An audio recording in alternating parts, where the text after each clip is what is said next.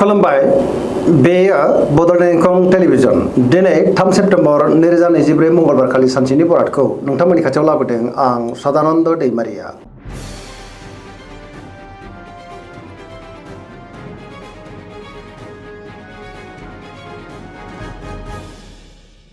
सिगां फरायनो लादों मेष राशि गिबि हांखो अ ल।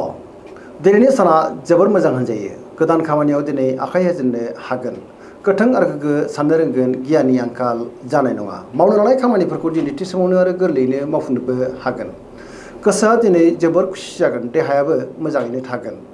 अब्लाबो नाथाय जानाय लोंनायाव सांग्रां जानांगोन। बहानिफ्रायबा मोजां खौरां फैनोबो हागौ। रांखावरियाव मोजां गोबां धोन आरजिनोबो हागोन आरो आयाबो बांनो हागौ। बेफार फालांगियाव मोजां मुलाम्फा मोननो हागोन।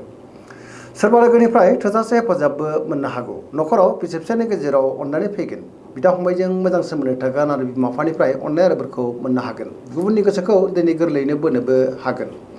गोसोआव बोलो बांगोन। समाजावबो मान मोननो हागोन। लाइमोनफ्रा दिनै जोबोर रमान्टिक जागोन। गावबा गावनि गोसोनि साननायखौ फोरमायलायनोबो हागोन। पजिटिभ एनार्जिनि गोहोम गोग्लैगोन आरो धोरोमारि बिथिङावबो गोसो दुंखांनो हागौ।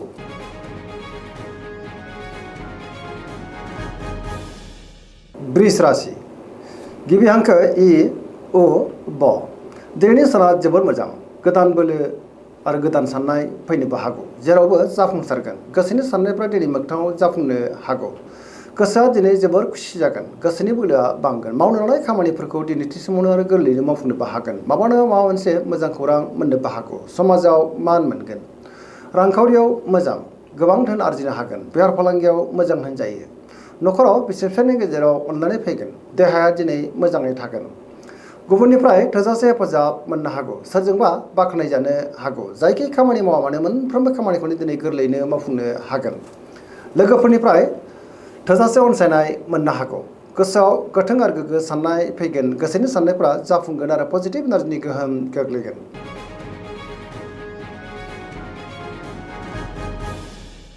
मिथुन राशि गिबि हांखो क स।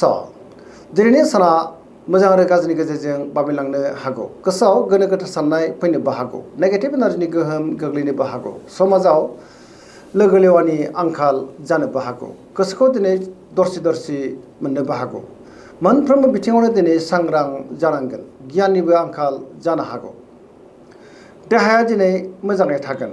रांखावरियाव बारा मोजां नङा। नाङा फाङा खरसाया बांनोबो हागौ। बेफार फालांगियावबो दिनै बारा मोजां नङा होनजायो। न'खराव दिनै अननानै फैगोन।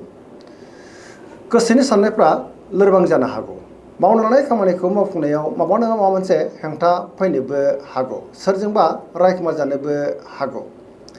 गुबुनजों दिनै मोजां सोमोन्दो लाखिनो गोब्राब जागोन आरो नेगेटिभ एनार्जिनि गोहोम गोग्लैनोबो हागौ।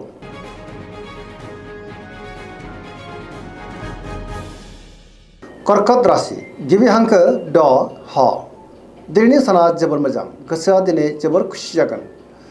सोरजोंबा बाख्नायजानानै बांसिन गोजोनगोन। बहाबा हान्थिनो एबा दावबायनो खाबु मोननो हागौ आरो मोजाङैनो हान्थिनोबो हागोन। सोरबा लोगोजों बहाबा हान्थिनो खाबु मोननोबो हागौ।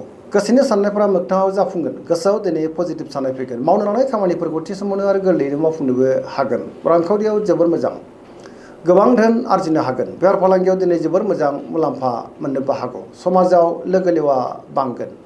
देहाया दिनै मोजाङैनो थागोन। गुबुननिफ्राय मोजां खौरां मोननो हागौ। न'खराव बिमा बिफानि अननाय आरो बोरखौ मोननो हागोन। समाजावबो बयजोंबो मान होजागोन। फरायसाफ्रा दिनै फरायनायाव गोसो दुंखांगोन आरो मोजां फिथाइ मोननोबो हागोन।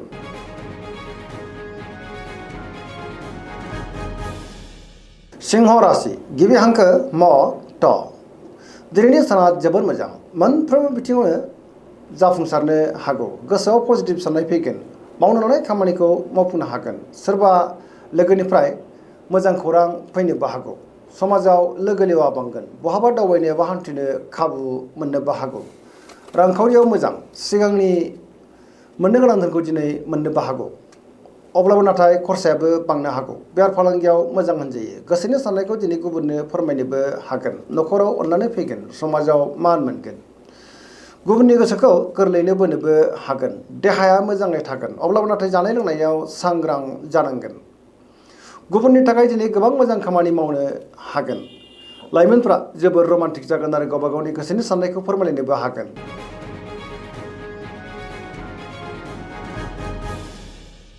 कन्या राशि गिबि हांखो प ट दिनैनि साना जोबोर मोजां पजिटिभ एनार्जिनि गोहोम गोग्लैगोन गोथों आरो गोग्गो साननो रोंगोन गियाननि आंखाल जानाय नङा बयजोंबो मोजां सोमोन्दो लाखिनोबो रोंगोन गोसोआव गोथों आरो गोग्गो साननाय फैगोन सोरजोंबा बाख्नाय जानोबो हागौ रांखावरियाव मोजां अब्लाबो नाथाय खरसाया बांनो हागौ बेफार फालांगियाव मोजां होनजायो देहाया दिनै मोजाङैनो थागोन गोबां मुंदांखा सुबुंजों लोगो मोनज्लायनोबो हागौ न'खराव अननानै फैगोन गोबां खामानियाव दिनै मुखुबबो थानो हागौ पजिटिभ एनार्जिनि गोहोम गोग्लैगोन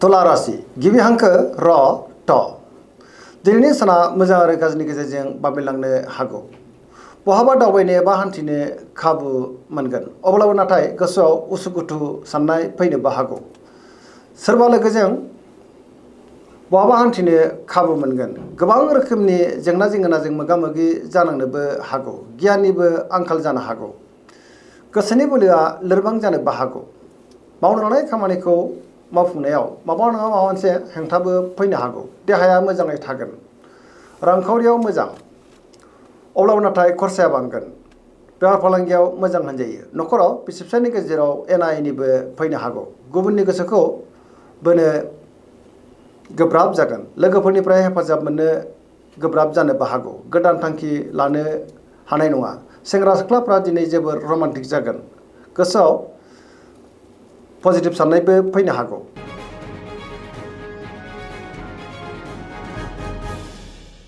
वृश्चिक राशि गिबि हांखो न स दिनैनि साना मोजां आरो गाज्रिनि गेजेरजों बाबेनलांनो हागौ बयजोंबो गोरोबनो गोब्राब जानोबो हागौ गुबुननि थाखाय नाङा फाङा जेंनायाव गोग्लैनांनोबो हागौ नेगेटिभ एनार्जिनि गोहोम गोग्लैनोबो हागौ समाजाव मान बांगोन मावनो लानाय खामानिखौ थि समावनो मावफुंनो गोब्राब जानो हागौ गुबुननिफ्राय हेफाजाब मोननो गोब्राब जागोन गोसोनि साननायफ्रा देबर नांनोबो हागौ गोसोनि बोलोआ लोरबां जागोन समाजाव मान मोनगोन न'खराव अननानै फैगोन रांखावरियाव बारा मोजां नङा नाङा फाङा खरसाया बांनोबो हागौ बेफार फालांगियावबो दिनै बारा मोजां नङा होनजायो देहाया मोजाङै थागोन अब्लाबो नाथाय जानाय लोंनायाव सांग्रां जानांगोन फरायसाफ्रा दिनै फरायनायाव गोसो दुंखांगोन आरो मोजां फिथाइ मोननोबो हागोन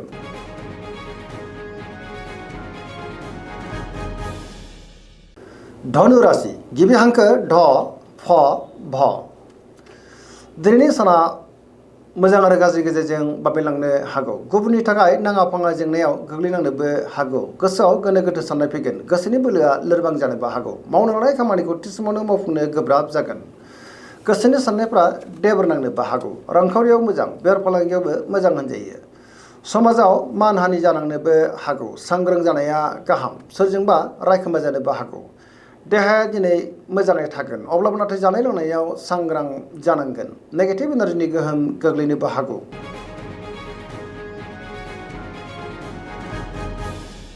मकर राशि गिबि हांखो ख ज दिनैनि साना जोबोर मोजां गोसोखौ दिनै जोबोर गोजोननाय मोनगोन गोसोआव गोथों आरो गोग्गो साननाय फैगोन जेनिबो आंखाल जानाय नङा सुथुरखौ गोरलैयैनो फेजेननो हागोन मावनो लानाय खामानिखौ थि समावनो आरो गोरलैयैनो मावफुंनोबो हागोन रांखावरियाव मोजां अब्लाबो नाथाय खरसायाबो बांनो हागौ बेफार फालांगियाव मोजां होनजायो गुबुनजों मोजां सोमोन्दो लाखिनो रोंगोन गोदान खामानिखौ दिनै जागायनो हागोन न'खराव अननानै फैगोन बिदा फंबायनिफ्राय थोजासे हेफाजाब मोननो हागौ सेंग्रा सिख्लाफ्रा गावबा गावनि गोसोनि साननायखौ फोरमायलायनो हागोन आरो गोसोआ दिनै जोबोर रमान्टिकबो जागोन फरायसाफ्रा दिनै फरायनायाव गोसो दुंखांगोन आरो मोजां फिथाइ मोननोबो हागोन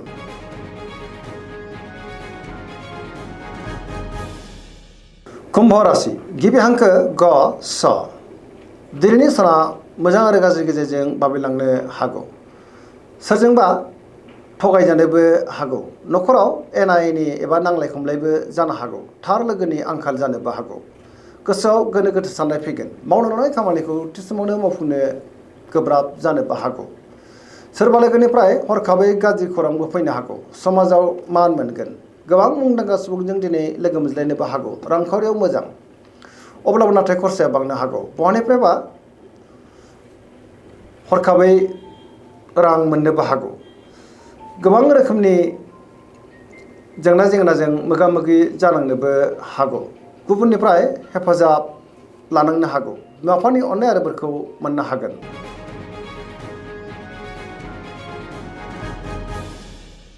मीन राशि गिबि हांखो ड स दिनैनि साना जोबोर मोजां गोथों आरो गोग्गो साननो रोंगोन गियाननि आंखाल जानाय नङा गुबुननि थाखाय दिनै गोबां मोजां खामानि मावनानै होनोबो हागोन गोसोआव पजिटिभ साननाय फैगोन गोसोनि बोलोआ बांगोन गावनि गोसोनि साननायखौ दिनै गुबुननो फोरमायनो हागोन देहाया मोजाङै थागोन रांखावरियाव मोजां बेफार फालांगियावबो मोजां होनजायो न'खराव दिनै अनलायनाय फैगोन सोरजोंबा बाख्नायजानानै गोसोआ दिनै जोबोर खुसि जागोन लाइमोनफ्रा जोबोर रमान्टिक जागोन आरो गावबा गावनि गोसोनि साननायखौ फोरमायलायनोबो हागोन पजिटिभ एनार्जिनि गोहोम गोग्लैगोन फरायसाफ्रा दिनै फरायनायाव गोसो दुंखांगोन आरो मोजां फिथाइ मोननोबो हागोन